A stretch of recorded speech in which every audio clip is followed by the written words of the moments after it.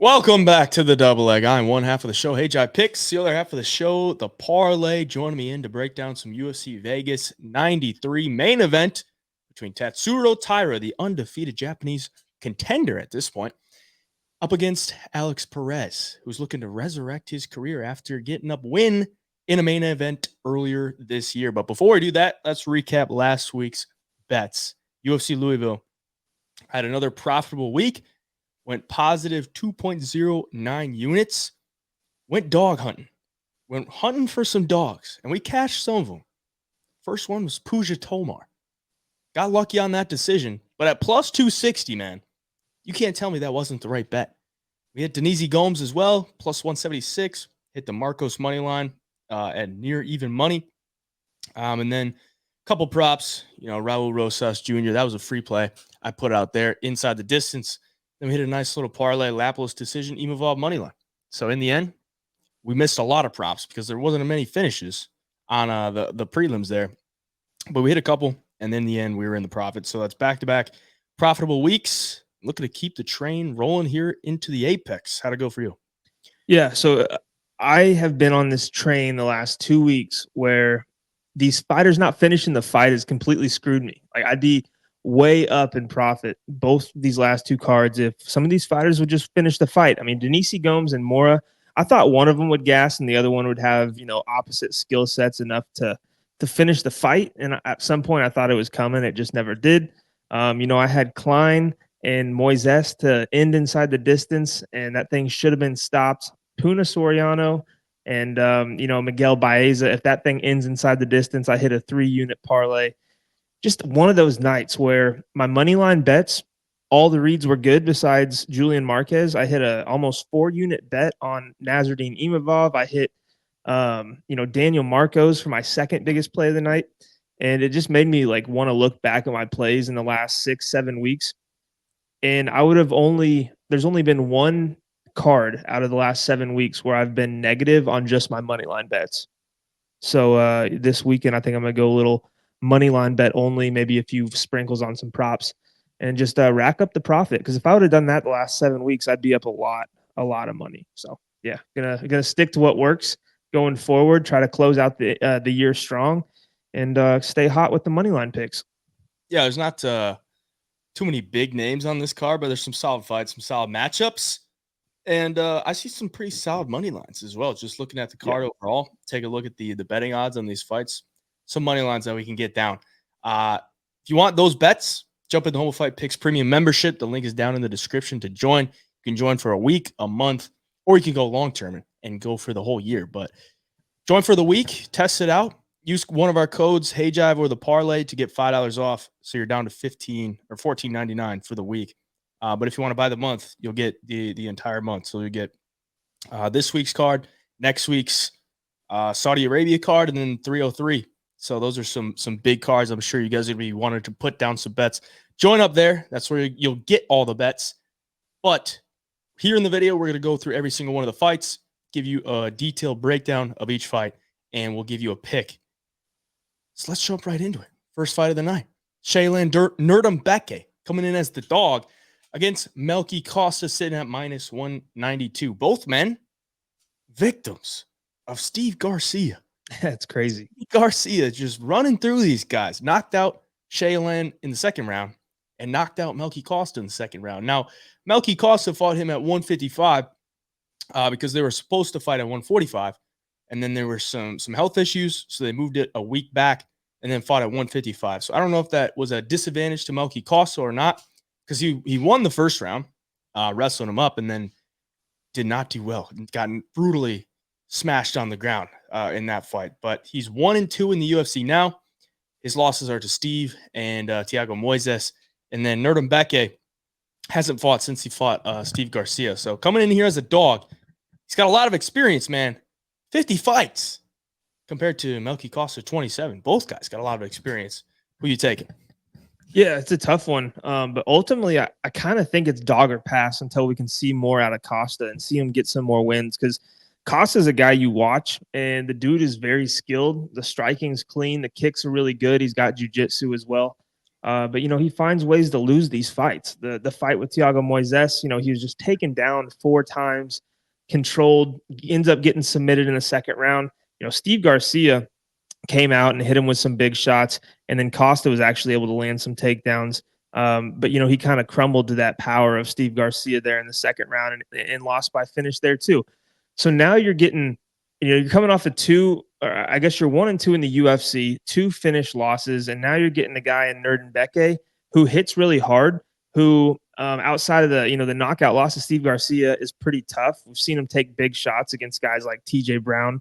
And if he comes out here and he uses his wrestling early against Costa and kind of takes some of the energy away, take the kicks away, and kind of grinds on him, I think Nuerdanbieke's cardio is not terrible through the first 2 rounds, and I think that power kind of holds up. Like I said, we've seen Costa hurt before. We've seen him hit. I just don't necessarily agree with Costa being minus 200 at this point. Like, yeah, he might look a little flashier than Nuerdanbieke, but I think like when the going gets tough, Nuerdanbieke is a little more physical. He's a little tougher, and he's more willing to kind of get into that dogfight and try to grind out a win. So, and we've seen Nuerdanbieke go in there in tough fights against TJ Brown and win a decision. Sean Soriano, he won a decision as well. He had to land a lot of takedowns in that fight to get it done. And if he can kind of emulate some of that in this fight against Costa, I just think this fight's going to be a lot closer. So for me, it's dog or pass. Yeah, I don't really think highly of either guy, to be honest. I've never been a Nuerdanbieke guy because I don't know, just the way he fights just doesn't really stand out to me. He'll make Low some volume. takedowns. Yeah, he's super low volume. He's got a negative striking differential. And one of his wins in the UFC was literally a fixed fight against Derek Minner. So it's a free win there. His only finish in the UFC. And then his other wins, that just leave a little bit to be desired, He's got a win over TJ Brown, where TJ Brown threw up 4 submissions, which is good, I think, because if he can fight through those submissions, I think Melky Costa has a submission game that could come into play here. But if he's able to survive against TJ Brown 4 times, he should probably be able to survive against Melky Costa. It doesn't mean I'm not going to take a look at it later in the week when I see the price. But on the feet, I think Costa, he's longer, uses his kicks a lot better. And as you said, it's just low volume. Nuerdanbieke is on the feet. So for a pick, I got to go with not Nuerdanbieke. I'm going with Melky Costa for a pick. But, at minus 192, it's pretty pricey for a guy that is hittable on the feet. I don't really think has the best wrestling game. And it's just a greasy one to start off the night. So ultimately, it's probably one that I'll pass on. But I will take Melky Costa for a pick. Moving on, we got Julia Polastri coming in as the dog against Josephine Knutsson. I call her Knutsson. I know you call her Knutsson, but I like Knutsson a little bit better. Just sounds a little bit nicer. She's minus 250 in this spot. She's undefeated in the UFC, but her UFC win is to the one and only Marnik Man.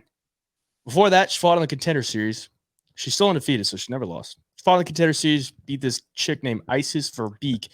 Won that fight pretty handedly, but I thought she could have separated herself a little bit more than she did. And then Julia Polastri, 2-time alum of the Dana White Contender Series. She lost the first one against Jasmine Jazz Davicius. That was up at 125. She went back to the regionals, picked up some wins, comes back and fights at her real weight class, 115, and she picks up a round 2 submission, which was her last fight. So she comes in here as a dog.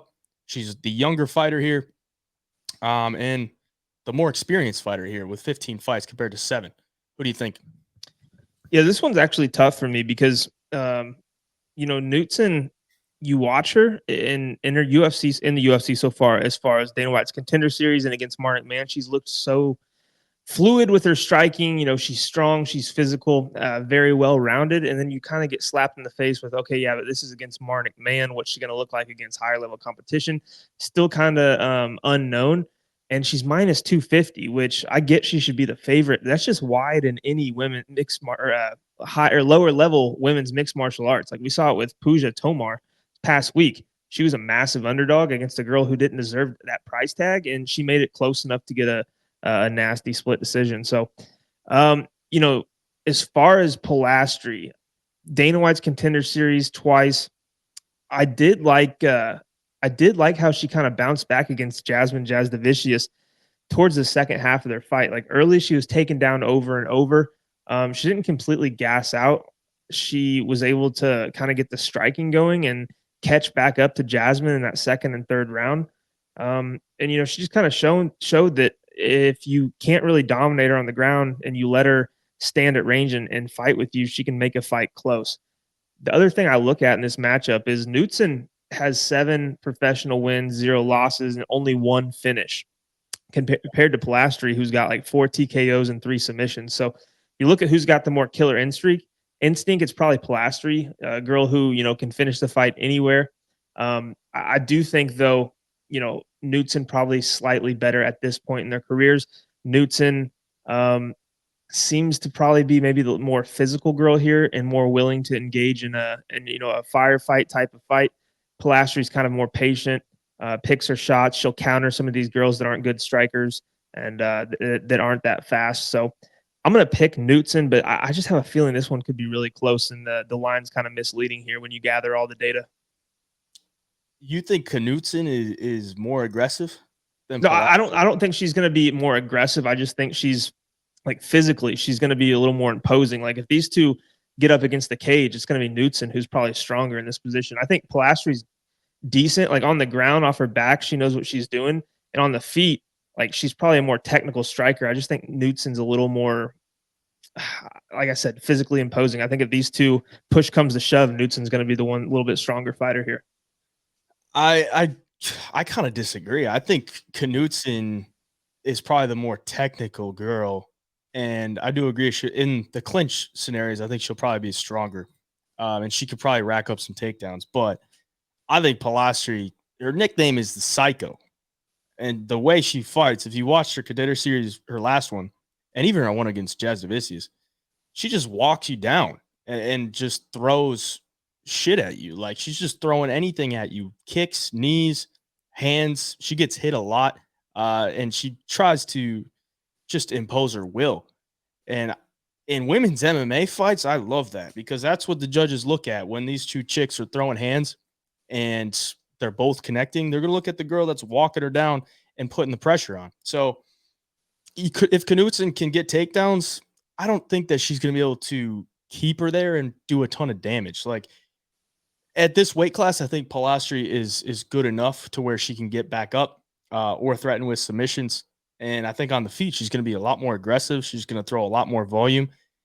And as long as she doesn't get, lulled into a technical kickboxing match, I think she is super live here at plus 190. Women's MMA, close fights that go to a decision. Give me the dog all day. And I think Julia Polastri can pull this one out. I don't think Josephine Knutsson at minus 250 should be a play for anybody, honestly, unless it's like Marnik Man. I don't think Polastri is bad by any means. She's fought some decent competition. And even her fight against Jasdavicius, up a weight class, like those last 2 rounds, she was kind of putting it on her on the feet. She just kept getting taken down. So if she can clear that up in this spot, I think she's super live. I'll take her for a pick. And we'll see if I have a bet on her or not. We'll try to keep a look on the line. Maybe it continues to rise for Knutsson or not, but eventually I might look to take that as a play. Yeah, hold on one second. I wonder what Knutsson was. What was her line against Isis Verbeek? Because wasn't Verbeek was supposed to be like this big kickboxer, great striker? Yeah, kind of just shut her down. Knutsson was minus 280. Okay, but yeah. So that line she's used to fighting is size of an underdog, I guess, or as a favorite, I guess. But no, I agree with you that, like I said in the beginning, like Polastri between the two is definitely the finisher. And when you get low level women's mixed martial arts, I'd rather be on the finisher as an underdog all day over a girl who's a kind of a decision machine on the regional scene. She throws a shit ton. Like, look at her 2 fights that are tracked on the UFC website. She throws 6.19 significant strikes per minute compared to 3.73. I do too. I like that, it's not just her throwing 1-2s and stuff. Like she was landing some fucking head kicks against Jasdavicius. Some nasty stuff. She mixes it up pretty well. She's a dog too. I mean, she took some big shots in a lot of her fights too. So yeah, give me the dog. Moving on, we got Jekka Saragih sitting at minus 320 against Weston Wilson. This might be the worst fight of the year. Honestly, like two of the worst fighters, I think, at 145, or even in the UFC. Weston Wilson's not good. And Jekka Saragih, I don't think is very good either, but he is the rightful favorite here, I think, just because Weston Wilson, not very durable. And we've seen him get knocked out in his two UFC fights. Granted, it was to Joanderson Brito and Gene Silva, so pretty good competition there. But Jekka Saragih got finished by the Indian fighter, Anshul Jubilee, on the road to the UFC at 155. He moves down to 145 in his UFC debut. He gets a knockout win. So he is the favored fighter here. Do you think he covers a minus 320 price tag, though? It's tough because, I mean, it's Weston Wilson, right? Weston Wilson has looked awful. Weston Wilson gets starched. But if you look at like the history for Jekka, I mean, against Anshul Jubilee, he closed at minus 141, opened at minus 175, went in and lost the fight. And then he's plus 430 at close against Lucas Alexander and comes in and lands a shot and puts away Alexander. And coming off of that, now he's minus 300 again. He's a big favorite. So makes me a little bit nervous just because I don't know if Jekka is, a great, well-rounded fighter. I think he's, kind of, if you get into that brawl with him, like he's got a ton of power and he can catch you with one of those hooks. Definitely dangerous. But I mean, I just feel like in this fight, he should spark Weston Wilson. But if he doesn't, and Weston Wilson's able to kind of keep this thing at range and fight with a little more, a slower pace, I just don't think he's going to run away with it by any means. I don't think Jekka's going to run away with it by points. Like I think if Jekka's winning this fight, which he should, he's going to have to come in here and knock out Weston Wilson. But if you mess around with him, Weston Wilson's got like the length. He's 6'1". He's got a karate style that I think he's shown that he's very hittable, but he's also, for a shorter guy like Jekka, could be hard to deal with if you leave him in there long enough. So yeah, Jekka's the pick. This one's pretty easy for me. I do think he probably finishes him, but if he plays with his food a little bit and gets a little cocky coming off that big knockout and can't find the big shot against Weston Wilson, there's going to be some people sweating out a minus 300 Jekka in their parlays. Yeah, that is the thing with Jekka. He does get pretty cocky in there, stick his tongue out, and he just goes in there and throws bombs. Pretty solid leg kicks, too. I mean, he really chops down those leg kicks. So, yeah, Jekka Saragih is the pick. Weston does have a decent ground game. I'd probably chalk that up as his best path to victory, but it doesn't really have, any wrestling to fall back on. So he's going to have to get it there. Maybe if he gets knocked down, you can lull him into a jiu-jitsu match and find a submission, but I don't really see it. I'll take Jekka Saragih for the pick, probably by knockout. Moving on, we got Carly Judice coming in at plus 200 against Gabriel Fernandes, sitting at minus 265. Fernandes, 0-2 in the UFC. She has not won a round in the UFC. She's taking on the UFC debuter, Carly Judice, who lost her Contender Series fight, but still got a contract. So we're really scraping the bottom here in the women's flyweight division. Chick that's never won a round in the UFC and a chick that lost on the Contender Series. What do you think of it? Yeah, scraping the bottom for sure. And then it's another one of those situations like you're in the minus 265 price tag on Gabriel Fernandes for what? I mean, this one's crazy to me. This line is crazy. It reminds me again of like Rayanne Amanda or Hayani Dos Santos, whatever, last week against Puja Tomar. Like she's 0-2 in the UFC and was a massive, massive favorite against Tomar. It just made no sense at all. It's another fight for me. Like, yeah, Fernandes could come in here and win this fight and use her really, technical striking and point fighter to a decision, but it's probably going to be close. And I definitely don't want to be holding the minus 265 in a close, low level, bottom of the barrel female mixed martial arts fight. So I think Judice's striking is good. She's, kind of powerful. She has looked good on the regional scene. And then Fernandes is a very technical, good striker, but she's low volume. Like she kind of fights and waits for you to bring the fight to her. Whereas Carly Judice is going to come forward and kind of take the fight to her. So I don't know. I like the aggression here for Judice. I don't know if Fernandes is going to go out here and knock her out. And if she doesn't, like I said, I think this is going to be a very, very close fight. and I definitely want the girl who's going to be throwing more. A girl who, I don't necessarily think she's going to come out here and have a wrestling game plan because we haven't really seen it. But if she's just better than Gabrielle Fernandes in that department, it's a path for her to either buy some time, win some minutes. I just think there's a better path for Judice here. She is very young in the sport of professional mixed martial arts, but her first 3 wins are all by knockout. So she's definitely got the pop in her hands, and I think it's going to look good to the judges. I think she's throwing more volume, and I like this dog shot here on her at plus 200. Yeah, first 3 wins to some absolute cans, though. Oh, yeah. Can crusher. Can crusher right here. But she did show some solid stuff in that fight on the Contender Series. I mean, Karakate is a tough girl to stand there and strike with, and she was very competitive in that fight. It was a split decision, so one of the judges gave it to her. She's a southpaw out of Lafayette, Louisiana, with some damn good boxing. Getting some shades of some Dustin Poirier right here. Carly Judice. We'll see. I don't know. But I actually like Fernandes' stand-up.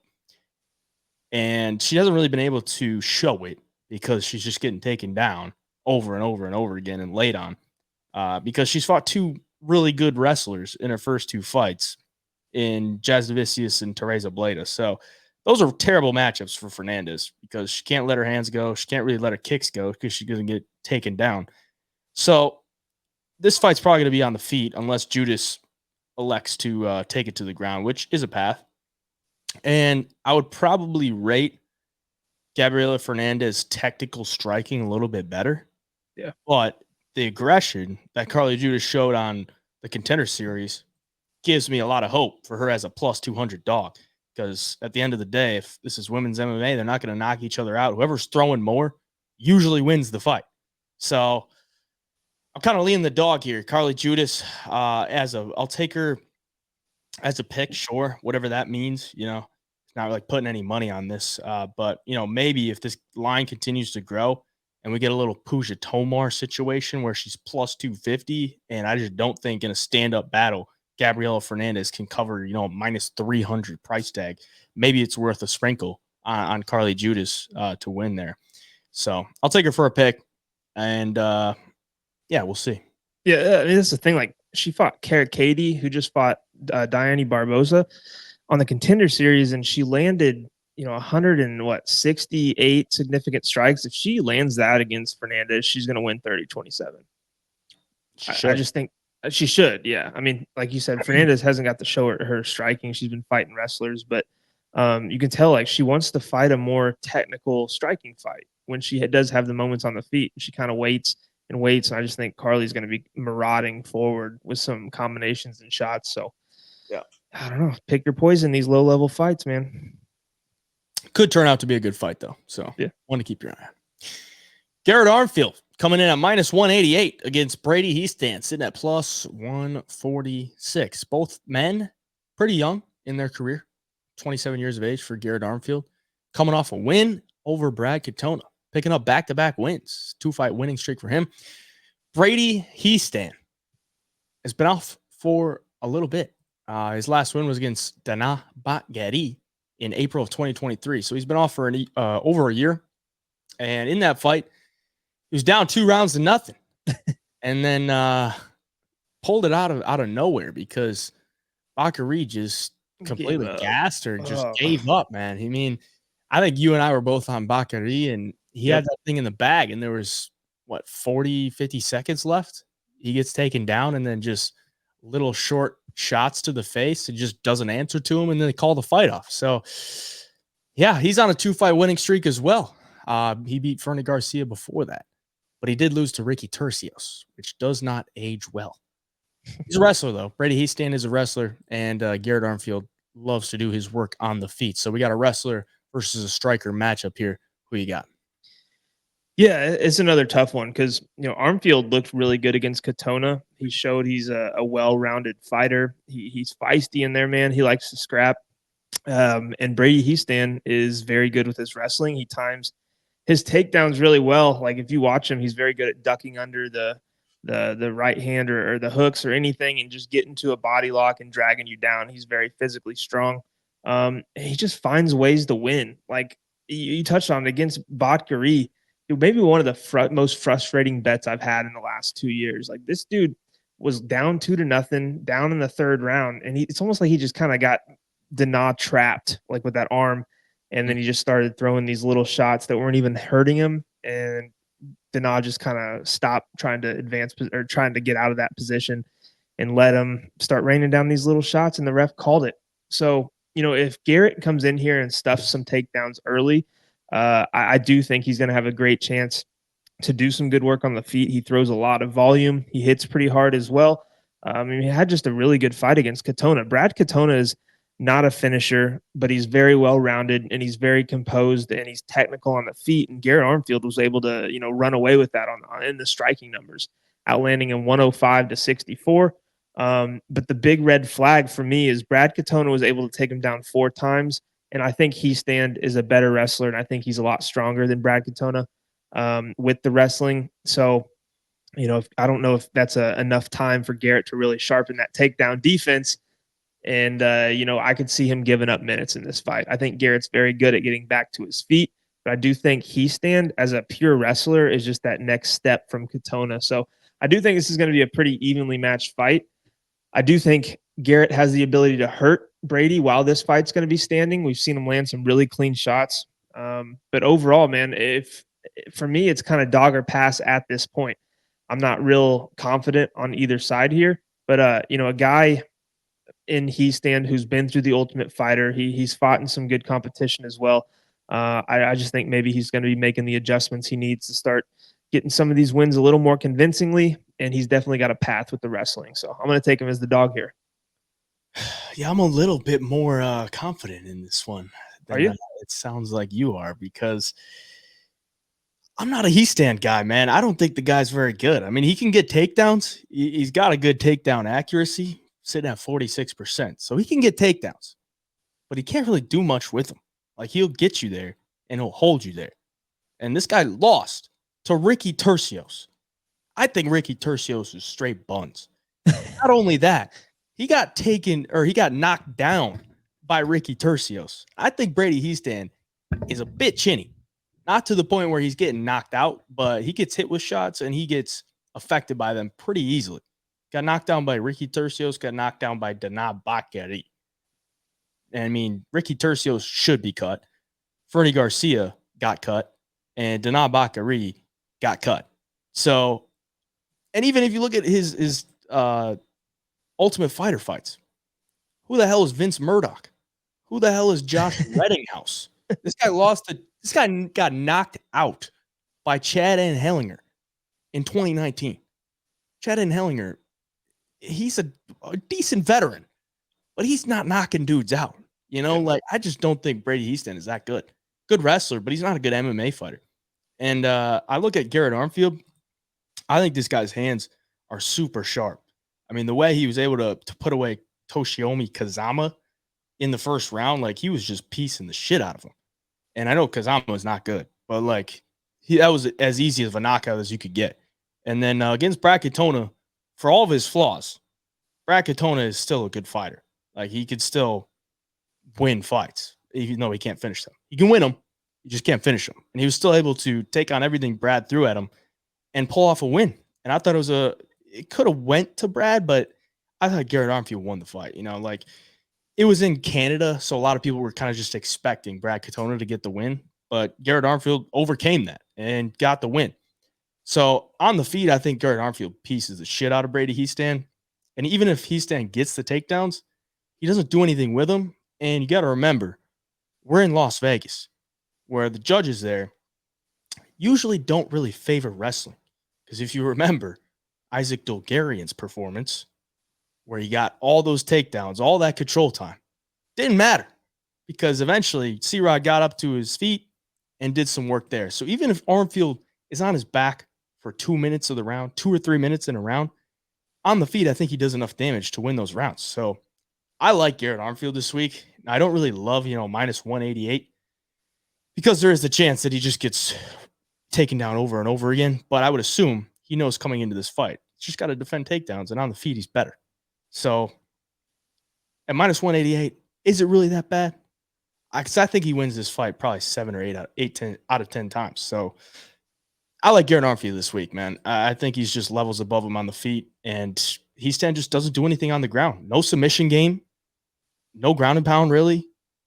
I mean, Ricky Tercios was slapping him in the face for all 3 rounds, but he was getting taken down. So if Armfield just gets back up to his feet, he's going to go to work right away. So that's my take. You're kind of swaying me here now that I because hearing you talk about this and looking at stuff, like I think Armfield at this point would probably go out there and beat the shit out of Nuerdanbieke. I mean, he would go out there and definitely beat the shit out of, Fernie Garcia and Ricky Tercios as well. So yeah, and I don't know, something about Armfield. He's kind of got that aura, man, that everybody talks about these days. Like he's kind of becoming a little more popular on social media. People are paying attention. And yeah, just watching the Heistand Dana fight, like it's not like Brady even really tried to implement a ton of wrestling in that first round. Like right when he felt the takedown getting stuffed, he kind of backs off. Like he's not like a chain wrestler. He's not a guy that's gonna, or most of the time at least, he's not a guy that's gonna like force it. He kind of plays around on the feet too. And if he does that against Armfield, I definitely agree that Armfield's gonna piece him up there. So yeah, you're kind of swaying me here. I like him. He's the favorite, I think, for good reason. Yeah. But, yeah, we'll see. We'll see how heavy I go. But he's definitely going to make my card for sure. Moving on, we got Nate Maness coming in at minus 430 against Jimmy the Brick Flick. Back for one more, sitting at plus 300, coming off a win in the round 2 by submission. Did we both cash the submission bet on there against Jimmy Flick? Because I know I did. I had the under massively. Yeah, we both had the under, but I also had a little sprinkle on the Brick Flick to get it done by sub, and he got it done. But he's coming in here as a big dog once again, and usually when he's a big dog, it means he's going to get knocked out. And Nate Maness, pretty damn good fighter, low key, like on the lowest key. Nate Maness is pretty decent because you look at his losses, his only losses in his entire career. Taira Ulanbekov, who's also on this card, top 15 flyweight. Umar Nurmagomedov and Taylor Lapilus, who we saw last week, looks like a real contender nowadays. So this guy's solid. What do you think? Yeah, I like Maness a lot here. Jimmy went out and retired after a fight and then came back and obviously beat Malcolm Gordon, but it's not really like he didn't like look great against Malcolm Gordon, and it's Malcolm Gordon who loses to basically everybody. I don't think Jimmy Flick has a great path in this fight. I don't think he's going to go out there and, take this fight to the ground and dominate Maness there either. And while it's on the feet, he's going to be in great danger of getting knocked out because Jimmy's never had the best chin. He gets hit a lot. He gets hurt. And Maness has kind of shown he's a dog out there against Mateusz Mendonça. I remember before the fight, maybe a day before, I texted you and Matty Betts in our group chat, and I said Nate Maness, dog of the week. He was like plus, what was he like? Plus like 250, 240. And when Mendonça tried to get him in that, was it a heel hook, I believe, or some kind of leg lock, and he just knee bar, and knee bars in MMA, man. No, dude, you just leave yourself open. And Maness just beat the dog piss out of him. And just showing that, if you let Maness get some shots off, he's got some power in his hands for this weight division. He's a big guy for this weight division. He cuts a ton of weight. So if he has a good weight cut and rehydrates well, he's going to be stronger than guys in there. He's athletic. And, against Jimmy Flick, Jimmy on the feet's like very flat-footed, not the most athletic striker. I just think if this thing, I could see this fight lasting like 30 seconds, honestly. I think Maness has what it takes to go out there and find an early finish. I think that's kind of what happens. I'm not putting too much stock into the dog here unless Jimmy Flick has just completely turned a corner after coming out of retirement. But, beating Malcolm Gordon just doesn't tell me enough to justify putting a bet on him here at plus 300. So, yeah, Maness inside the distance. Maybe you parlay Nate Maness in under 1.5 rounds. I definitely think this one's finishing inside the distance, inside the first 2 rounds. So, yeah, I don't think there's going to be any surprises in this one.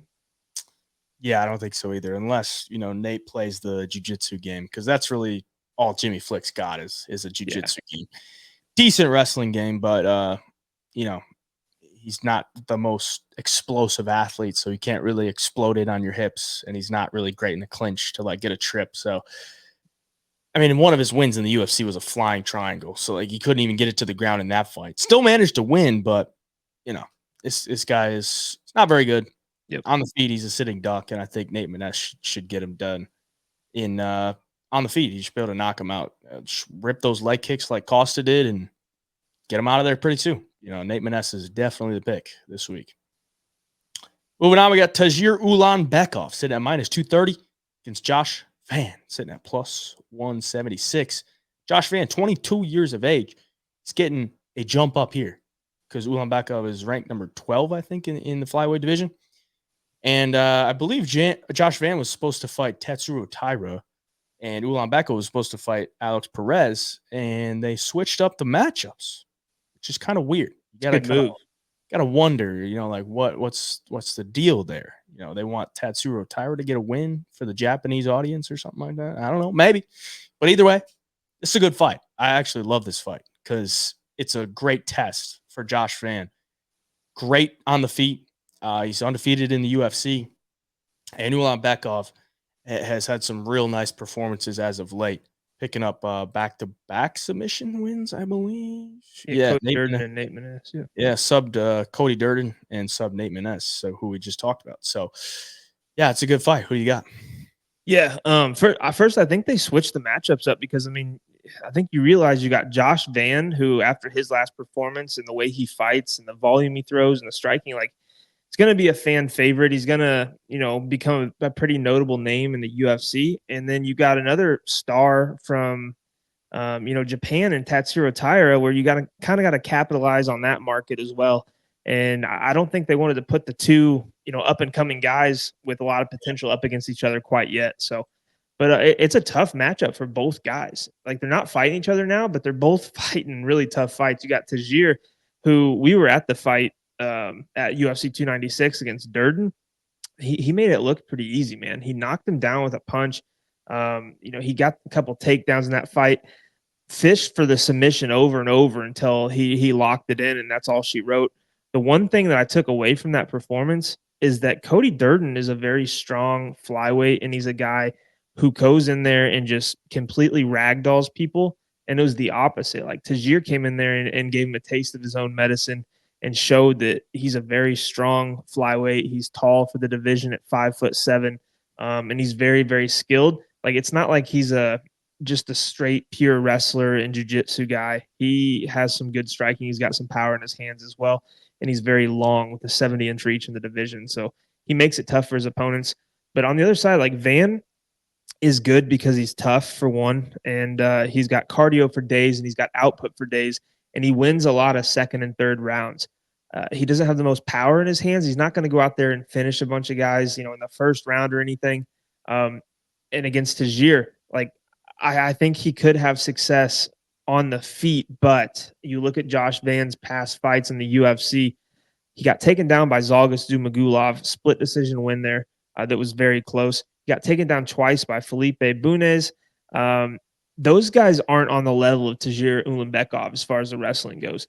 So this is a fight where I could see Tagir landing a ton of takedowns and having some success on the ground. Joshua Van's only loss as a professional comes by submission, and I guarantee you that guy is not on the level of Tagir either. So Van's got to be very careful how he approaches this fight. I don't think he's going to be able to come in there and try to pressure Tagir with the striking and just throwing these big combinations, because at some point Tagir is going to duck under and get you on the ground, and that's his world, and definitely not Josh Van. So I want to pick Van as the underdog. I just think this is a tough matchup and a really, really big jump up in competition for a 22-year-old kid. So give me Tagir here. I hate it, but I'm going to take him.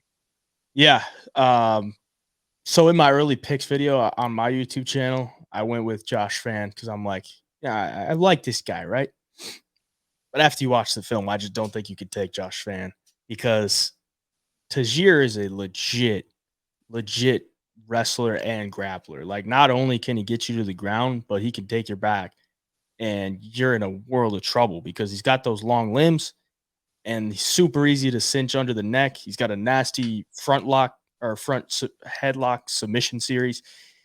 And Josh Van obviously not going to be shooting for takedowns in this spot, but if he's stuffing those takedowns, he might leave his head open or his neck open to get front head choke there. So I think Josh Van is going to be really good. I think eventually he's going to work his way into the rankings real soon here. But at 22 years of age, I think it's just a bit too early because Tajir 45% or 46% takedown accuracy. So if he shoots twice, odds are he's probably getting one of those. And then he's got a nasty submission threat as well. So, and I just don't think Josh Van has fought any type of wrestler like him. Like Zhalgas his name does end in an OV, but he wasn't really shooting takedowns in that fight. Yeah. And Zhalgas got cut after that. And then you look at his only loss was by rear naked choke, and it was to a guy making his professional debut. That was 2.5 years ago. So I think it's just a bit too early for him. On the feet, obviously he can do his work there, but he's always got to be conscious of that takedown, and that takedown is going to be there. Tajir's not a fish out of water on the feet either, and he's a big dude. He's going to have the reach advantage. So I don't think Josh Van's really going to be able to walk him down and just, tee off on him. So, yeah, I got to go Tajir for a pick. I hate to say it, but because I love Josh Van, and I think everyone loves his fight style, but I think it's just a really tough matchup for him to step in here and get a win. But if he does, look out, man. Like, this guy's super good. Yeah, and for Van too, like obviously the game is striking. Guys fight differently against these dominant wrestlers like Tajir. He can't come out there and just do what he wants on the feet like he normally does because he's gonna have the threat of the takedown this whole entire fight.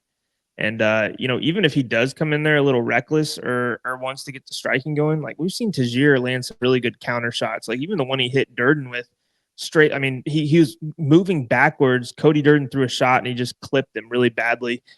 Straight into a submission too, to where the ref was almost ready to stop it because he thought Durden was out. So, it's a tough one for Van, man. It's going to be a fun fight, though. Yeah. Move on. We got Adam Fugitt coming in as a slight underdog against Josh Quinlan. Sits at minus 128. Pretty even matchup here. Fugitt coming off the loss to Mike Malott, and Josh Quinlan coming off back-to-back losses to Danny Barlow and Trey Waters. Interesting matchup. One of the fights where the lines aren't super wide. What do you got? Yeah, I already got first play of the week on Fugitt at plus 105 because first I think he's going to flip to the favorite. I think Josh Quinlan looked really good on the regional scene, had all the knockouts, knocked out Jason Witt in the UFC. But I mean, it's Jason Witt for one, and for two, he was coming off of getting popped for PEDs. And just hasn't been the same since. Like we saw him against Trey Waters, who Trey Waters is long and a great striker. But Trey Waters didn't necessarily look great against what's his name in his last fight at St. Louis. Yeah, against Billy Goff. Like a lot of people thought Billy Goff won that fight, and Trey looked like shit. It didn't have the cardio to hang with Billy. Billy gassed too, but he went out there and comfortably beat Josh Quinlan, 104-50 was the striking numbers, and then Quinlan gets Danny Barlow and eats a disgusting shot in that third round to get knocked out, which in theory it wasn't really that long ago. It was in February, so he's coming back against Fugitt. Fugitt's not like a dominant striker by any means, but he is long. He's going to have a 77-inch reach advantage compared to Quinlan's 72. Quinlan gets hit with a lot of shots. Fugitt will throw on the feet. He lands over 4.3 significant strikes per minute. He's been in there with, the Mike Malotts, which he lost. He beat Yusaka Kinoshita, who a lot of people are high on coming off Contender Series, knocked him out in the first round. And then his other loss was against Michael Morales, which that fight wasn't like a lopsided beating. Like he got finished in the third round, but up until that point, like it was somewhat of a close fight. He was probably down and losing, but he had a decent showing of himself in those first two rounds. I just don't like the mindset Quinlan's probably coming into this fight with. He's 0-2 in his last two fights, getting finished badly in his last one against a debuter. He's off the PEDs. He looks a little hesitant on the feet. It's like he can't find his rhythm or anything. He can't find his shots whatsoever. He's landing at a very, very low percentage. Fugitt's a guy who is able to get fights to the ground as well. And when he does, he's actually pretty damn good on top. So Yeah, if you gave me slight plus money on him, I couldn't really believe what I was seeing, so I had to jump on it. Yeah, I think he's just super low volume. That's the problem for Quinlan. Like he just Yep. doesn't really string together combinations, and he kind of just waits for you to come in and looks to counter with something big to try to knock you out, which could happen here. I mean, Fugitt doesn't really have the greatest chin. He got knocked out on the regional scene before, and then obviously got knocked out by Morales. But he is long, and he loves to use his kicks at range, and I think those are going to be some good weapons here because Quinlan's not a huge kicker. He'll look for the calf kick, but Fugitt loves to throw a body kick. He'll just keep spamming him over and over and over again. So that's going to be there because it's southpaw and orthodox. And obviously the head kick will be there too. And I think his wrestling game could be an advantage here, grappling upside towards Fugitt, because that's kind of how he got Kinoshita in a bad spot. Take him to the ground, get him off his game, and eventually finished him. So yeah, I'm with you. I think Fugitt will be the pick. I don't know how much confidence I can have on it, though. I mean, he's 35, and I don't really rate his overall durability that well because I know Quinlan's got power, but I mean, we don't really know since he went off the sauce if he's still got that power, but I do think he still packs a punch. But yeah, I'll take Fugitt for the pick. Kind of a greasy one, in my opinion, because I don't think either fighter is really that great. But Fugitt has a little bit more upside, in my opinion. Moving on, we got Asu Almabaev coming in at minus 400 against Jose Johnson, sitting at plus 285. Another lopsided line here. My question is, how is the 6 foot Jose Johnson going to make 125 pounds? It's crazy, man. At 136, he looks long as hell. Like I don't think there's anything else he could trim down. But making 126 seems like that could be a big, big struggle. So keep an eye on those weigh-ins because I don't know how that dude's going to make 126. But either way, he's a big dog here.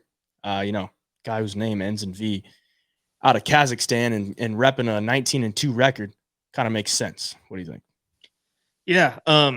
First of all, this is going to be the weirdest fight to watch. 6 foot versus 5'4" is going to look insane in there if you're just sitting at home watching the fight. I do think Almabaev has shown that he's always a step ahead with the wrestling and the ground game of his opponents. We've seen Johnson taken down and submitted at this level before and even before, on the regional scene. But he's fighting good fighters like Jose Johnson. Besides Chad and Hellinger, he got that win, but he's fighting like Damon Blackshear. A lot of people rated Cartwright really well on the Contender Series. Ronnie Lawrence was a good wrestler as well, who took him down 12 times in that fight. Just seeing how susceptible he is to the takedowns, I just think Almabaev is gonna be able to do that as well. The length and the height thing though is a little worrisome because Johnson, even though he's got like a weird record, 16-8, a ton of losses, he can also finish fights from anywhere. Like he's very long with his punches, he's snappy, and then he locks up submissions too, but just because of how long his limbs are, and everybody's trying to wrestle him. So I don't know if he's got the skills to submit Almabaev. Jury's still kind of out on, not that Almabaev's a good fighter or not, but if he can keep getting these finishes at this level against guys, CJ Vergara, he went all the way to a decision with after taking him down 9 times, couldn't find the sub there, which I thought CJ would either take this fight late or he would get submitted, and he just didn't. So, I don't know. I think Almabaev should win this fight, but definitely not interested in parlaying him or anything in this fight. I am. Are you? Well, I mean, at minus 400, you're not really at anything. And he's just growing. But, I think he should win for sure. Almabaev is absolutely probably subs him in round 1, in my opinion. Because I think, I'm always going to be grateful to Jose Johnson because he cashed me out pretty big. His last fight against Chad and Hellinger had him on the money line, had him inside the distance, and then had him by sub. And he pulled it off with 11 seconds left. Yeah. So, I love you, Jose Johnson. But this is a terrible matchup, man. You're 6 foot and you're going down a weight class trying to be a weight bully, but it doesn't matter because your takedown defense is sitting at 36%. A gust of wind is taking you down at this point, and Almabaev takedown accuracy sitting at 57%. So he's going to get the takedowns and he's going to go to work from there. And I don't really see Jose Johnson locking up any type of submissions. And even if he does get back to his feet, like he's just going to be rinse and repeat, I think. Like that's what Almabaev did to Vergara. And Vergara is a tough guy to finish. He racked up 9 takedowns, still outlanded him. And I rate CJ Vergara skill for skill a lot better than Jose Johnson, in my opinion. Because he's tough to put away. He's decent, everywhere. And I don't think Jose Johnson has any takedown defense. And we've seen him get submitted 4 times before. He's been subbed 4 times, all in the first round. And Damon Blackshear hit a twist around him. Like, Damon Blackshear's good. Real good. Real good grappler. Strong dude. Big dude for 135. And maybe that's why Jose Johnson's going down to 125, because he felt that strength and that pressure at 135. But he hit a twist around him, man. Like, you don't hit a twist around a guy that can really grapple, Like, if you get subbed by a twister, I got to question your grappling skills just a little bit. I think Almabaev runs through him. He'll be the pick. Moving on, we got Miles Johns in a pick'em fight here against Douglas Silva de Andrade. De Andrade, 38 years of age. Miles Johns sitting at 30.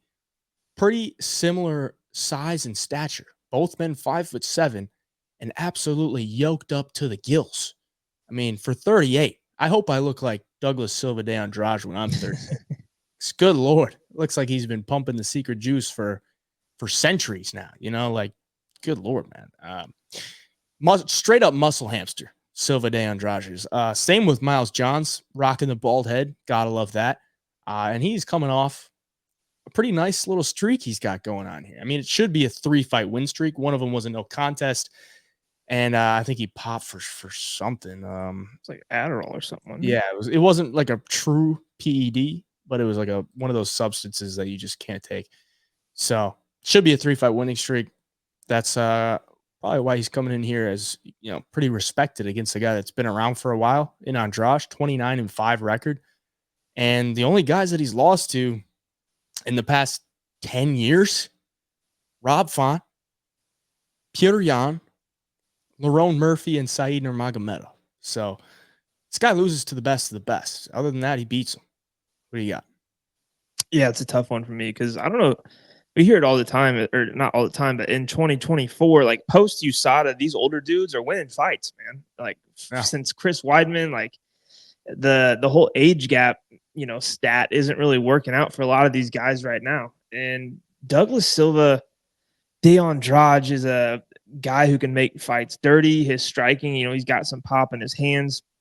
It's not like you can go in there and successfully just wrestle him for the full 3 rounds. Like we've seen him beat this type of style before in his last fight against Cody Stamann, where he's able to stuff a lot of takedowns. He outlanded him on the feet, showed that he has a chin too, like kind of got rocked at one point. Overall, like you said, he's only losing to the best guys in the division. Now, Miles Johns, he did look really good against Dan Argueta, even though it's a no contest. Landed some takedowns. The striking was good.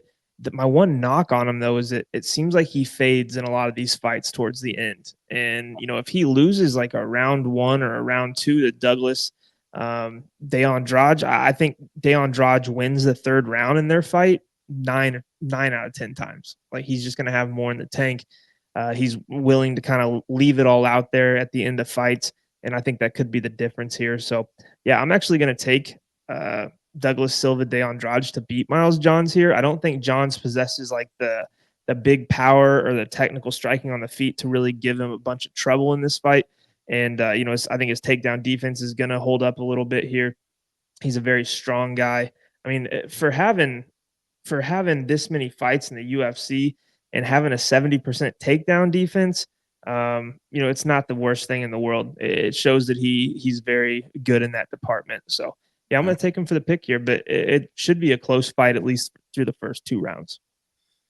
Yeah, I'm going to go with Silva de Andrade as well. And I'm actually a guy that likes Miles Johns. I think his skill set is pretty good. And I've bet on him a lot lately. Yeah, I bet on him against Argueta. I bet on him against Cody Gibson, and he won those fights. We cashed our tickets there, even though we got a no contest. But I just think this is a tough matchup for him, and I think it's a big step up because you look at his wins. Cody Gibson, not good.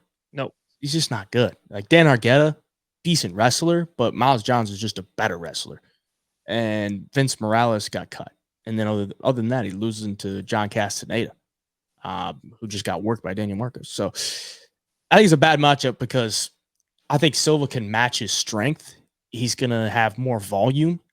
And even if he does get taken down, Miles Johns doesn't have big ground and pound. He doesn't have a lot of submission threats. So I think Andrade could just get back up to his feet. And once he gets back up to his feet, Miles Johns gets more tired. He's going to have to shoot again. And then Andrade packs a punch, man. He hits hard. Yep. He's a muscle hamster, man. He's got fast. He's fast. He's got 20 knockouts on his professional record out of 29 wins. So I think this is a good matchup for Silva de Andrade.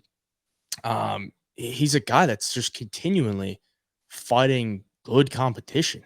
Like Rob Font beat Marlon Chito Vera, lost to Piotr Jan, beat Renan Barao, even though Renan Barao was kind of washed at that point. But he was still Renan Barao. Lost to Lerone Murphy up a weight class, and he beat Sergey Morozov, who's a good fighter, and even battled back from a lot of adversity in that fight. Lost to Said Nurmagomedov. He was a plus 350 dog against Nurmagomedov, and he actually gave him a tough fight. And then beat Cody Stamann as an underdog. So, yeah, I don't know. I mean, I think this is a good matchup for Silva de Andrade. You obviously trust his cardio a lot more than Miles Johns. And I think eventually Johns is going to be, struggling to get takedowns in that second and third round.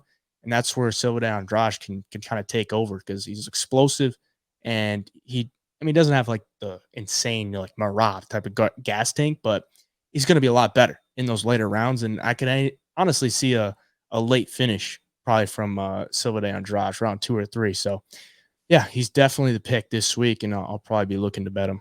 He's got a lot of experience too. Oh yeah, it's gonna be good in that type of fight. Yeah.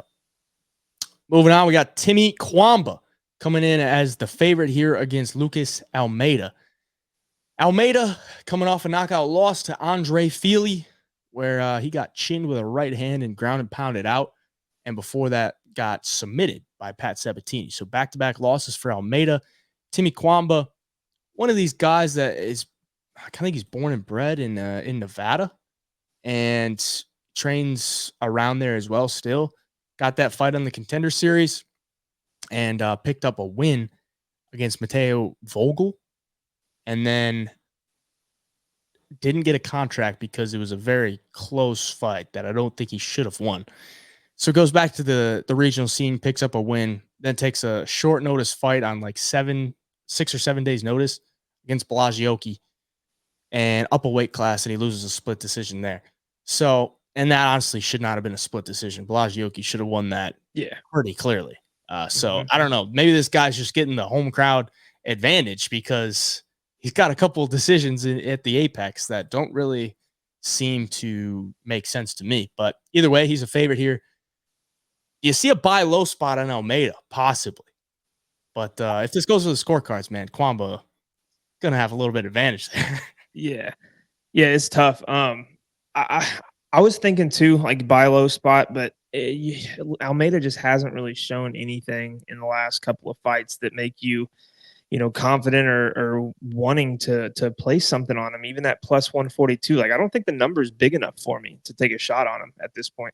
Like even against Sabatini, complete different style than what Timothy Cuamba is going to be, but only lands 2 shots, got taken down in both rounds and submitted. Andre Fili, I thought he was going to come in there and be able to hit Andre Fili because Andre Fili's taken a lot of big shots. He's been knocked out, and he got outstruck badly and, knocked out himself in the first round. So I don't have enough faith in him to come in here against Cuamba and have that type of success where he can land a big shot and put him out. Because, if Belagioki's not knocking out Timothy Cuamba, I don't think Almeida is going to come in and do it. Cuamba, at least on the feet, is like technical with his striking. He throws a lot of kicks. It looks like he's training hard. I follow him on IG, and I think he's definitely excited to be in the UFC and has something to prove. I think he wins the fight, man. I just don't. I've never rated Almeida too highly. He beat Trezano. That's like really his only good performance in the last, 4 or 5 years, in my opinion. I just don't know if he's UFC caliber. If he loses this fight, he's probably getting cut. And Cuamba's a guy that, like you said, is going to have the home cooking on his side. He's a technical striker. He's not going to have to worry about the ground game here, in my opinion. So, yeah, I'm going to go with him to beat Lucas Almeida. Yeah, I want to get to an Almeida bet here because, or at least, take a look at it because it's kind of growing towards Cuamba, and Almeida is sitting at plus 175. I say that because I don't really think Cuamba is that good. Like, I would just watch his fights and I want more, I want more volume. I want a little bit more swag in there. Like I want more confidence. The way he's been fighting on the Contender Series and in the UFC, it just doesn't really look like he's going for it. And if he goes for it, I think he does well, but he just doesn't really go for it. And if he goes for it here, I think he could pretty easily knock out Lucas Almeida because Almeida, he's there to be hit. I mean, he's there to be countered. Andre Fili literally set him up for a knockout shot in like 3 minutes. You go back and watch that fight. It was just pretty clear. He knew exactly the spot that he wanted. He's countering off that low kick, and then Almeida was just wide open for a right hand.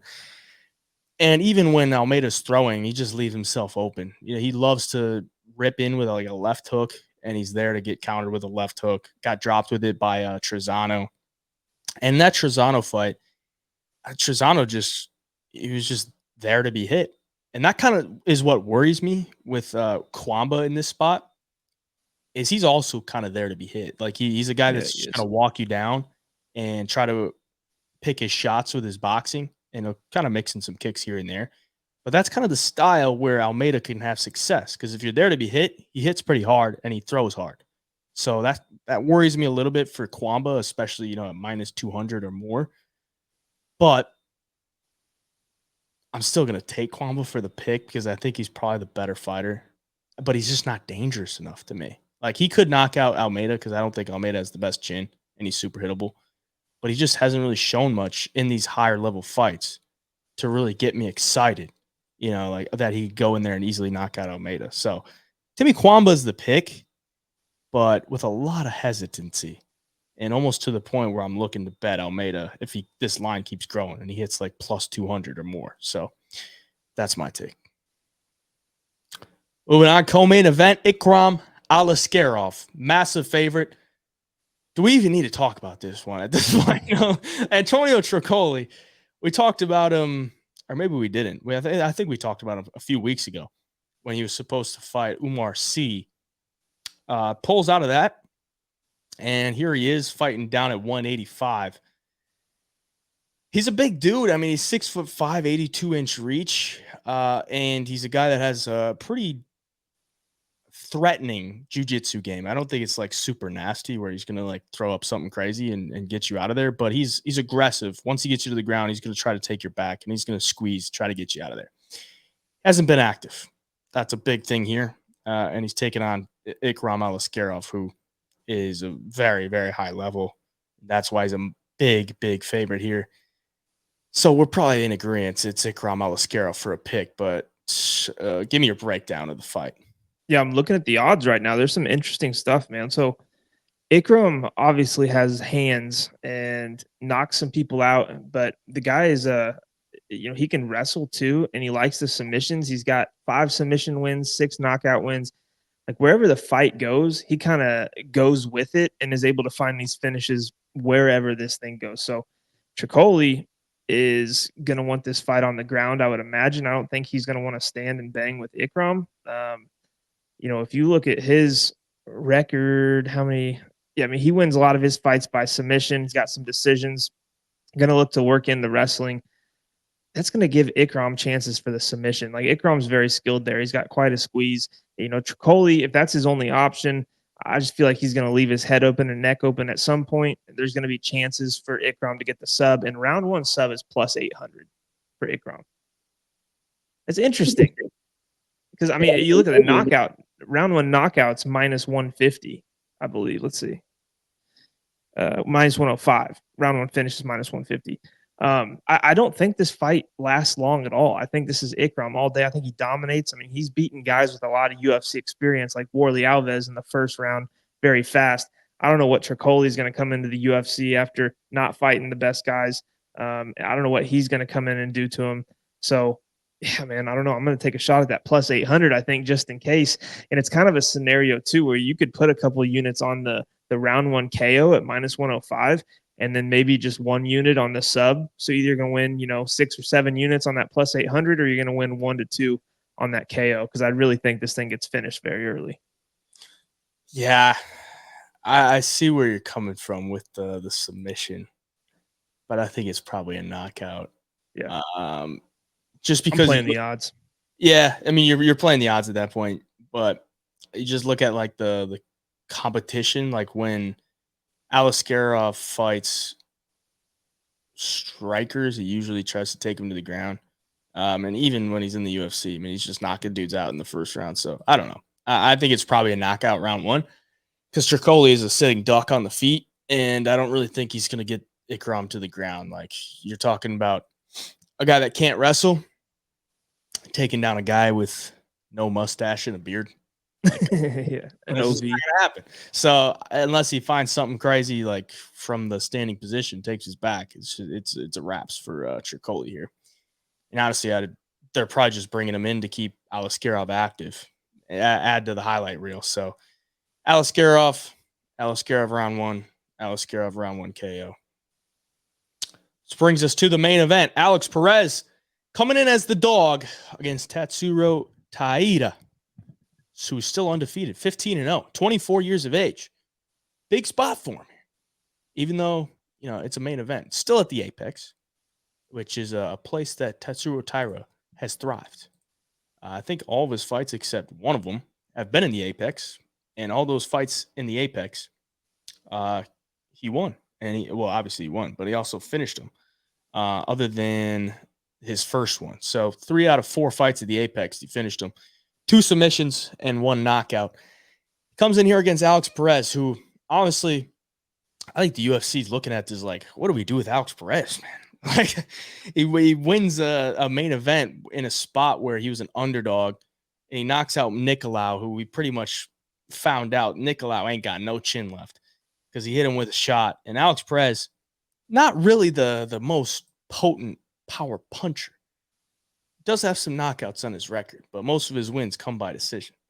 And he was still able to knock out Nicolau in the second round with a right hook that didn't really have a ton of steam on it, to be honest. So I don't know that Alex Perez knocks out Tatsuro Taira, but he does have the experience. He's got some good skills. He's been in the top 10 of the flyweights for a long time. His only losses are to Muhammad Makayev, Alexandre Pantoja, and Davison Figueiredo in a long time. So he's still got great skills. He's the underdog here against a guy that's unproven. Is there any chance you're taking him as a dog? I got mixed feelings on this fight because on one hand, Alex Perez does have the highest level of experience. He's fought in the Pantojas. He's been in there with Divas and Figueiredo. And, even Muhammad Makayev is a tough matchup because of the wrestling early in fights. It's hard to win a decision against Makayev. But yeah, here's my thing with Alex Perez. Like, he was off for so long and had all the canceled bouts. I don't know if he was taking it serious. And maybe he is now because this is his 3rd fight in 4 months coming off the knockout loss to Nicolau. So maybe he's training hard. Maybe he's very focused and wants to give this thing one last shot. And he is a very talented guy. But if he doesn't beat Nicolau in that last fight, that's 4 losses in a row. He's probably getting cut, honestly. He's not that far removed from being very close to being cut by the UFC. And Nicolau has no chin at all. So, coming up here against Taira, who has been very, very dominant in the UFC, he's just, this is a massive jump in competition. You're going from Carlos Fernandes to a guy who's been fighting the top guys in the world in Alex Perez and has a lot of experience in a well-rounded game, and he's dangerous. So I think it might be a little too much for Taira, and I also think that Perez is maybe getting a little too much love coming off of a knockout win over a guy with no chin after you've lost 3 in a row. So it's a very weird gray area for me. I think this is one where we got to sit back and just kind of see what happens. Let's see where exactly Taira's at because, it's kind of the same story with Makayev going up against Perez. I thought Makayev looked like shit in that fight. I thought he landed some good takedowns and got some control. But outside of that, he was kind of gassing out. And then towards the end of the fight, he'd get hit with a shot and he'd drop to his knees and just grab a leg for dear life. And this is a 5-round fight. And Taira has not been past the third round against a high level of competition. I mean, he went 3 rounds with Edgar Shirez, where he basically just laid on him and landed some, shots here and there. But I mean, he was dropped by Shirez in that fight officially. If Shirez is dropping you, Alex Perez can drop you. And if you go out there and try to wrestle Perez and you get tired, he's going to be there for 5 rounds. He's a dog. So it's a very, very tough fight for me to call. My gut's telling me that Taira probably does pull this one out because I do think he's very, very talented. And I think this is one the UFC is probably confident in him in, or else they're not going to risk him losing to a guy that could be very well be 0-4 right now on his way out the door. So I'm going to take Taira for the pick. Very, very intriguing matchup at flyweight with a ton of implications, because if Perez wins, he's right back in that title picture because the division is not very deep. And if Taira beats a guy with a ranking like Alex Perez, he's in the title picture now too.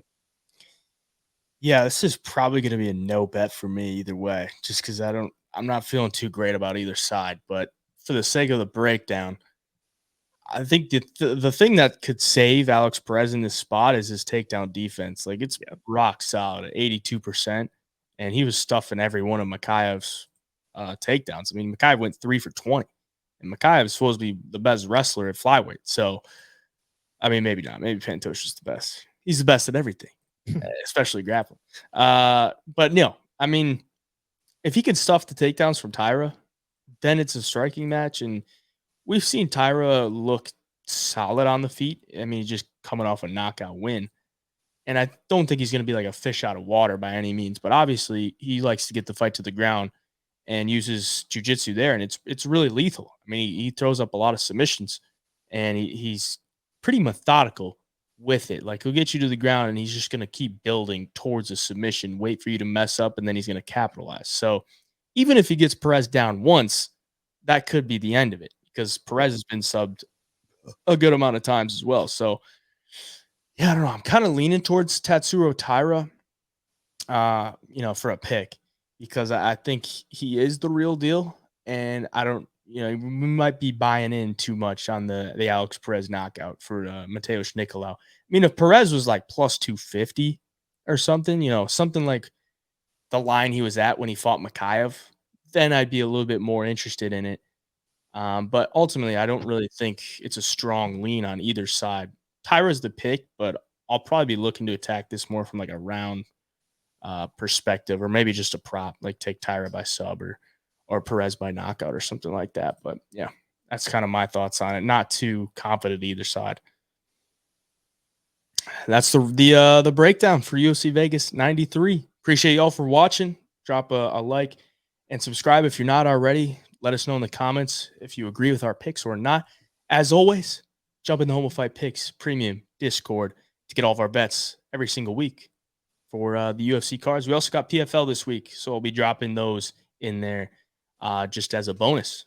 Other than that, stay up to date at Home of Picks on IG with all the updates, at HI Picks on the medias from me. Where can I find you? All social medias at the Parlay MMA. Appreciate the support. Till next time, we'll be breaking down UFC Saudi Arabia, the double leg, signing out.